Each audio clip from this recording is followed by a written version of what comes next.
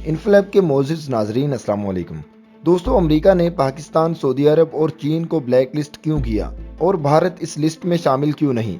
इससे पाकिस्तानियों को कितना नुकसान हो सकता है और सदर डोनाल्ड ट्रंप ने पाकिस्तान की कैसे मदद की? दोस्तों, वीडियो की तफसील में जाने से पहले तमाम नए आने वाले दोस्तों से गुजारिश है कि आप इस YouTube चैनल को सब्सक्राइब कर लीजिए और साथ लगे बेल आइकन को दबा लीजिए ताकि हमारी तमाम नई वीडियोस आप तक पहुंचते रहें।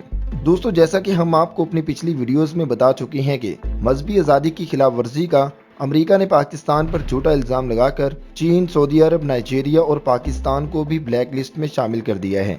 दोस्तों, पाकिस्तान जहां अक़लीतों को मुल्क में खुली मजहबी आज़ादी देता है, वहीं भारत और फ्रांस को ही देख लीजिए जहां मजहबी आज़ादी के नाम पर मुसलमानों के साथ क्या हो रहा है। दोस्तों, मोदी सरकार ने अक़लीतों के खिलाफ जो वहशियाना बाजार गर्म कर रखा है और आलमी तौर पर कहा जा रहा है कि मोदी के कानून इंसानी हकूक की खुलम खुली खिलाफ वर्जी है। उन्हीं कानून की वजह से मोदी को हमेशा तारीख में मनफी तौर पर ही याद रखा जाएगा कि इसने अक़लीतों को कुचलने के लिए जालमाना कानून बनाए। दोस्तों, अगस्त 2020 में आर्टिकल 370 के खात्मे के बाद कश्मीर में जो तवील तरीन कर्फ्यू लगाया गया, इससे कौन वाकिफ नहीं है। दोस्तों, इस स्याह कानून के बाद एक और शहरियत बिल भी मंजूर कर लिया गया जिससे अक़लीतों के तमाम हकूक पमाल होकर रह गए और इस बिल से जाहिर होता है कि भारत सिर्फ हिंदुओं का मुल्क है, दूसरी अक़लीतों को इसमें रहने का कोई हक नहीं है। या तो अक़लीतें हिंदू धर्म अपना लें या फिर भारत से नकल मकानी कर जाएं। दोस्तों, दूसरी तरफ आपको ये बताते चलें कि पाकिस्तान को ब्लैक लिस्ट करने के बाद कहा जा रहा था कि अमेरिका की तरफ से पाकिस्तान पर माशी पाबंदियां भी लग सकती हैं, लेकिन अब पाकिस्तान को सदारती इस्तस्ना हासिल हो गया है। ये ऐलान अमेरिकी एम्बेसडर की जानिब से प्रेस कॉन्फ्रेंस के दौरान किया गया, जिसमें उन्होंने कहा कि चंद ममालिक को माशी पाबंदियों से इस्तस्ना दे रहे हैं।